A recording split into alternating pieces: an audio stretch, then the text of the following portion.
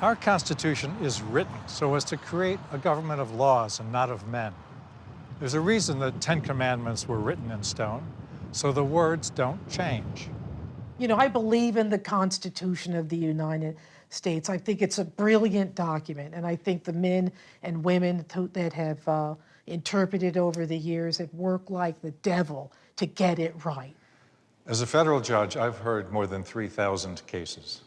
And I can tell you there have been times when my head and the law pulled me one way, although my heart would have taken me the other. The written Constitution is all that matters. We, the people, is how it starts. I'm afraid too many people worship the Constitution. We are being ruled by people who have been dead for 200 years. How should the living interpret the words of the dead? The debate comes down to the document's original meaning versus a living Constitution. Originalism is simply the proposition that the meaning of the text of the Constitution must remain the same until it's properly changed. It's actually very hard to discover, often, what the original meaning was, because the text of the Constitution often doesn't give you that much guidance. And I think we delude ourselves if we believe that there is some objective meaning or correct answer. I don't believe that. If that's true, I can't see the point of having a written Constitution in the first place. I'm one of the living guys. I believe that the Constitution is ever evolving. There are going to be circumstances where we have to interpret the meaning of a word. I happen to be fairly limited in how far I'm willing to go. But originalism does not say, and stick with that through eternity. Article 5 of the Constitution specifically contemplated that the Constitution could and should be amended. The problem is the Article 5 amendment process is extremely difficult. It's very, very hard. I think the best way to think about a written Constitution is it's a starting point, but it's not the ending point.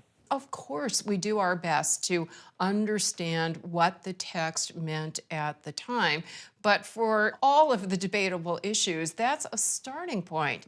If you're a living constitutionalist, it could be whatever you want it to mean. In fact, the only living constitution is a constitution that's followed. That has almost nothing to do with modern judicial review because in all modern cases of any importance, the Constitution is not clear.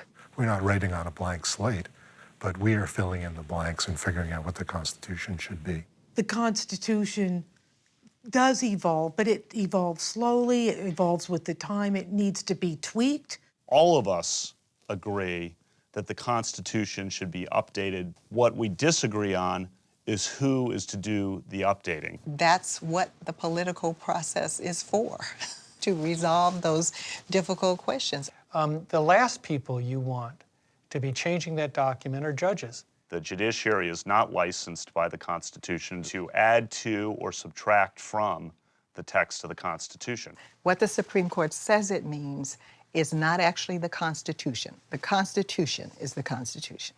The idea that the Constitution should evolve is really inconsistent with it being the law of the land, the supreme law of the land. The alternative is a law that's forever uncertain, no more stable, no more reliable than popular opinion of the time. Opinions change, mores change, the words don't.